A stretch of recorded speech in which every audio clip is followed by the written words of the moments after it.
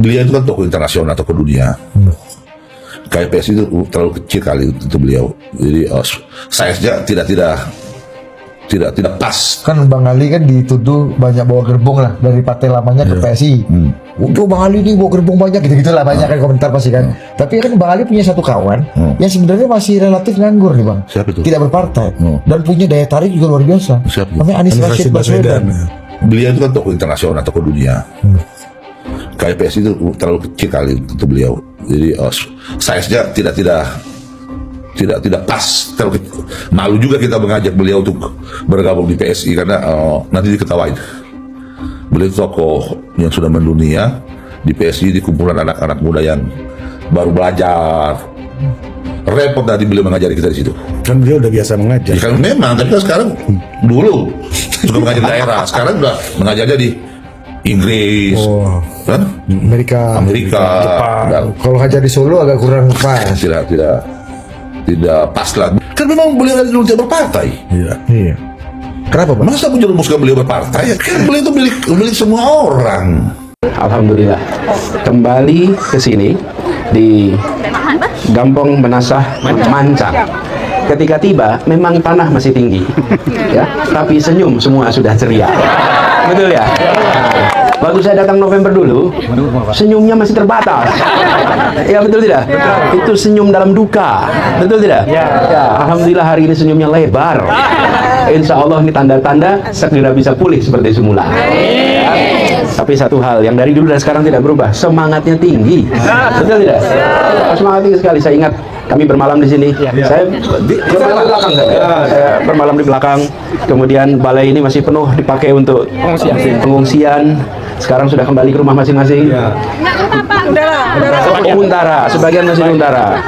Ya, itu memang masalahnya, belum tuntas ya. Ya. Nanti kita perlu kabarkan supaya perhatian pada Aceh ini lebih besar lagi. Ya. Tapi yang jelas masyarakat di sini tangguh, itu yang jadi pelajaran buat kita semua.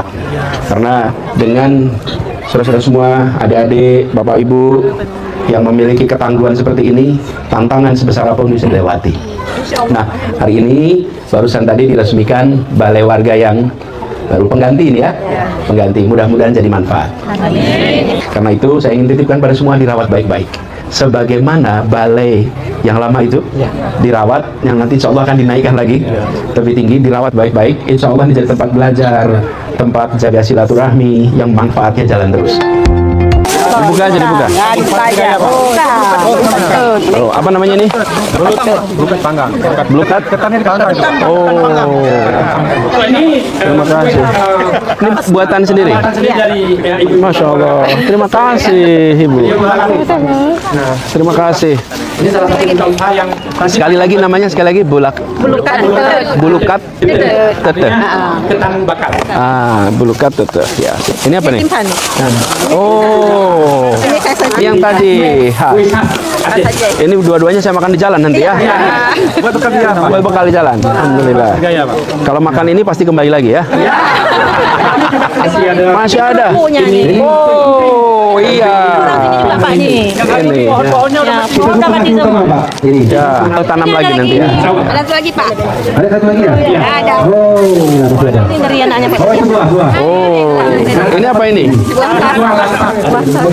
langsa. Oh, langsat. Oh, Mungkin lebih manis daripada langsa-langsa di sana. semanis yang memberi. Bapak Ibu, dulu dukung itu kan untuk menghadirkan keadilan, bukan? Lah kita ingin sistem yang tidak adil ini. Saya tanya sama Bapak Ibu semua di sini, di ruangan ini, waktu itu ketemu. 40 tahun yang lalu Bapak Ibu di mana? Oke, kakek Bapak Ibu sekalian bisa baca tulis tidak? Gak ada yang bisa baca tulis. Itu yang namanya eskalator itu dinikmati oleh Bapak, oleh orang tua Bapak dulu. Sekarang eskalator itu didominasi oleh mereka yang sudah pada naik kelas. Eskalator kan buat kita naik kelas ya. Dinaikin tangganya apa tidak, kita naik kelas oleh eskalator. Eskalator itu sekarang dipakai oleh mereka yang sudah naik kelas terus.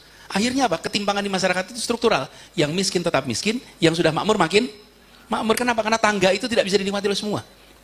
Jadi saya jelaskan, argumen saya berdebat sih agak panjang dan emosional sekali. Emosional sekali. Karena menyangkut anak nih. Sampai akhirnya saya bilang kita akan tetap jalan terus. Kita dituntut, diproses segala macam. Bismillah jalan terus. Nah ini yang sering kali benar dalam proses politik enggan untuk diambil. Kami waktu itu putuskan untuk ambil, kenapa? Karena kami yakin bahwa ini akan bisa mengubah wajah Jakarta di masa jangka panjang. Karena mendadak kesetaraan kesempatan itu akan terjadi. Sama kan, partai keadilan kan harus keadilan kita ini. Fokusnya pada keadilan kita. Udah adil supaya sejahtera. Nah kalau pintunya itu, sekarang kalau saya tanya di ruangan ini, Pak Dr. Nimatullah, Bapak generasi keberapa yang kuliah? Pak Nimatullah, Pak Dokter, generasi keberapa yang kuliah? Dari keluarga Bapak? Dari keluarga Bapak. Enggak, bukan. Enggak, Ayah maksudnya. Bapak, kakek Bapak kuliah enggak? Nah, itu Oh, dia. ya.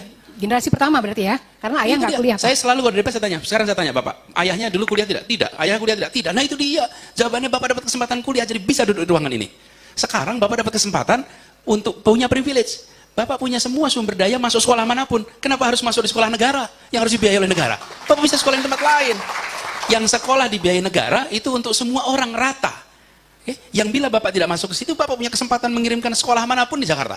Pak Dr. Nimatullah bisa kirimkan anaknya sekolah manapun di Jakarta. Tapi ayahnya Pak Nimatullah nggak bisa. Beliau kalau nggak disekolahin sekolah negeri nggak jadi tuh. Negeri kan dulu. Tapi pasti udah. Pasti. Saya belum tanya udah tahu tuh. Gitu. Udah pasti. Kalau dokter umurnya seperti saya mungkin swasta. Tapi kalau lebih swasta pasti negeri. Jadi negara itu eskalator sosial ekonomi lewat apa pendidikan. Nah eskalator ini sekarang dikuasai oleh mereka yang sudah naik kelas. Karena itu sekarang yang kami lakukan di Jakarta mensetarakan. Supaya dalam jangka panjang nanti kita akan ketemu generasi baru terus. Biarkan nanti hari ini orang tuanya mungkin buruh. Tapi besok anaknya dokter. Orang ini mungkin hari ini adalah pengemudi ojek. Nanti anaknya jadi insinyur. Tapi syarat itu adalah pintunya jangan ditutup. Jadi saya tidak bicara panjang lebar soal pendidikan, tapi saya ingin sampaikan pendidikan adalah soal politik, siapa dapat apa, berapa besar. That's education. Siapa dapat apa, that's education. Jadi bukan soal kurikulumnya, bukan ya iya tentu itu. Tapi sesungguhnya pendidikan tentang siapa dapat apa. Kita naik mobil nih, naik mobil, satu duduk di depan, satu duduk di belakang. Penentunya apa? Iya, saya supir di depan, saya di belakang. Yang membedakan saya sama dia apa? Tingkat pendidikan itu aja. Suku sama, etnis sama, makanan sama, bahasa sama. Bedanya siapa dididik apa hari ini menentukan besok duduk di mana. Gitu kira-kira. Ya, jadi yang membuat saya duduk di belakang dibandingkan yang depan semata-mata karena tingkat pendidikan. Nah, itu yang harus kita.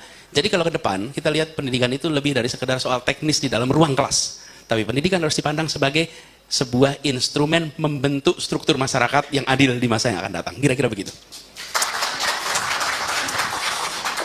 Pak Dr. Nimatullah, mohon maaf jadi Bapak digunakan sebagai sampel Pak.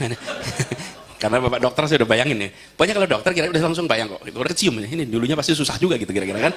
Kecium. Kita ini dulunya susah Pak. Cuman ini Pak, kita ini punya kecenderungan kalau sudah mendapatkan kemudahan, tidak mau generasi berikutnya itu menikmati. Kita juga ngalamin KHR, kalau lagi ada acara, foto bareng KHR. Wah, selesai acara kan foto rame-rame nih. Foto-foto. Lalu setelah orang keroyokan foto, ini pengalaman saya nih Pak, keroyokan mau foto bareng nih. Selfie Pak, itu penuh itu. Lalu nanti ada yang bilang, udah, Pak Anies capek. Saya perhatikan yang bilang Pak Anies capek itu pasti udah selfie Pak. Iya, nggak ada tuh yang bilang yang belum selfie bilang, udah capek, nggak ada itu. Jadi udah straight gitu kan, udah selesai. Lah ente udah gitu, lah yang lain belum gitu. Nah, kita ini dalam pendidikan sering begitu, udah naik kelas terus, udah cukup gitu. Lah jangan dong, kesempatan itu diberikan kepada semuanya. Bagaimana mengubah program jadi gerakan, lalu kuantitas atau kualitas. Kami pernah ada sebuah contoh namanya kelas inspirasi Pak. Kelas inspirasi itu sekarang terjadi di mungkin lebih dari 150 kota yang kita udah nggak tahu lagi. Kenapa? Kan udah jadi gerakan murni. Kenapa itu bisa jadi gerakan murni? Karena kualitatif. Jadi kita mengejar pada kualitatif lalu dia menular. Ketika menular tetap menyebut kepada proses awalnya. Jadi sekarang yang namanya kelas inspirasi itu ada di seluruh Indonesia, dikerjakan secara mandiri.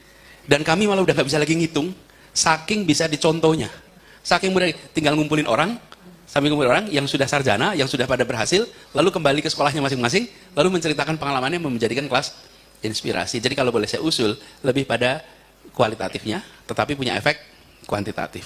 Lalu yang sudah terlanjur jadi program, lebih mudah Pak, lebih mudah kalau program menjadi gerakan karena bukan lebih mudah sih, artinya bisa dikerjakan dengan secara sadar nambah KPI.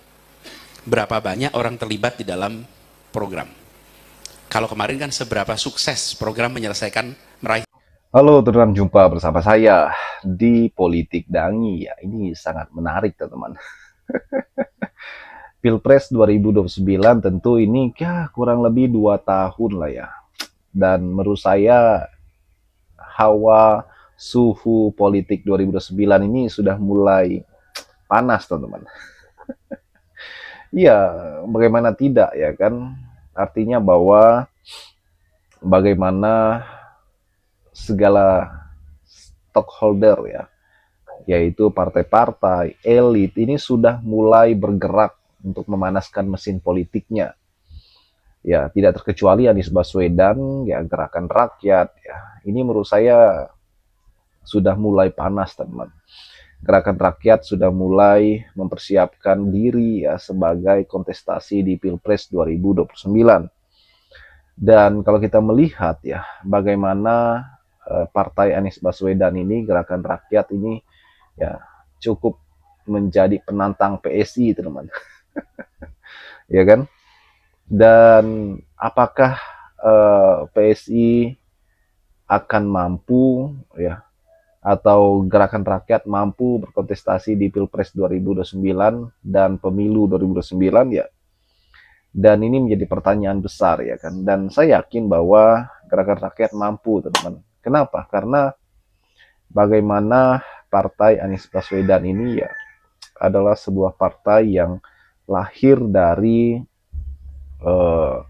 militannya para pendukung Anies Baswedan. Menurut saya ini sangat masuk akal lantaran ya, gerakan rakyat mempunyai kekuatan historis yang luar biasa dengan Anies Baswedan. Tidak bisa dianggap enteng, teman-teman. 2024 yang lalu Anies mendapat 25% suara dan itu bisa mendongkrak suara partai Anies Baswedan ya kan, untuk lolos ke Senayan yang membutuhkan suara kurang lebih 3 juta lebih ya. Menurut saya itu bisa terjadi ya, bisa saja terjadi bahwa partai gerakan rakyat ya mampu mendobrak suara di Pilpres 2029 mendatang ataupun Pileg. Dan ini adalah sebuah langkah yang strategis yang dilakukan oleh Anies saat ini adalah bagaimana ia terus bekerja dalam politik, teman-teman. Bagaimana ia kemudian saat ini menjadi tokoh yang luar biasa ya kan, menjadi tokoh yang bisa diandalkan di pemilu 2029. Bagaimana menurut kalian? Kita diskusi di kolom komentar ya.